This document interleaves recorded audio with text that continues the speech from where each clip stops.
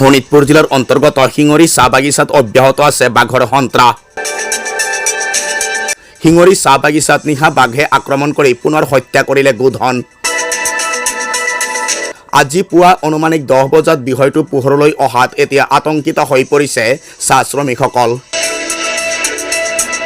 উল্লেখ্য যে শোণিতপুৰ জিলাৰ অন্তৰ্গত শিঙৰি চাহ বাগিচাৰ ভিতৰত বাঘৰ আক্ৰমণত নিশা পুনৰ গোধনৰ কৰুণ মৃত্যু হয়।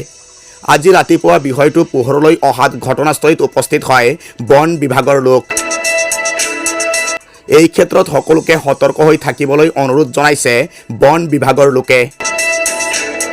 লক্ষণীয় বিষয় এয়াই যে পূৰ্বে শিঙৰি চাহ বাগিচাত ঢেকীয়াপতীয়া বাঘে আক্ৰমণ কৰি দুটাকৈ গোধন হত্যা কৰিছিল। ফলত এতিয়া আতংকিত হৈ পৰিছে প্ৰতিগৰাকী চাহ শ্ৰমিক। এই সন্দৰ্ভত আজি শিঙৰি চাহ বাগিচাত চাহ শ্ৰমিকৰ মন্তব্য এনেধৰণৰ।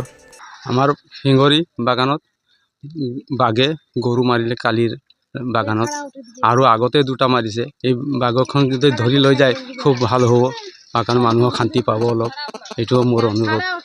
আজি ৰাতিপুৱা গম পাইছে আপোনালোকে? আজি ৰাতিপুৱা গম পাইছে। কি ডাঙৰ গৰু আছিল নেকি? ডাঙৰি আছিলে গৰুটো, ক'লা ৰঙৰ। ক'লা গৰু মাৰিছে ন? আগতে মাৰিছিলে? আগতো মাৰিছে, 27 নম্বৰ বাগানতো মাৰিছে। এতিয়া কি আহ্বান জনাব বন বিভাগক? এতিয়া বন বিভাগত লাগে যে বাঘক যদি ধৰি লৈ যায় তেতিয়া মানুহক শান্তি পায়, অহা যোৱা ৰাস্তাও ভাল হ'ব, আমাৰ খুব সুবিধা হ'ব, এইটো অনুৰোধ থাকা হ'ল আমাৰ। চিংড়ি বাগানে আমাদের বাঘগুলা হে আর গরু মারে হে, আগো বলে দুইটা মারে হে, দেখা তো নাই আমাদের। আজি চাইছে? আজি এটা মারিছে রাতি। এতিয়া কি অনুৰোধ জনাব বন বিভাগক? একটু ধৰি লৈ যাব লাগে সৰকাৰে, বাঘটো ধৰি লৈ যাব লাগে। এতিয়া আপোনালোকে কামত আহিবলৈ ভয় হৈছে? ভয় হয়েছে, বাগানত থাকাটোও ভয় হয়েছে আমার।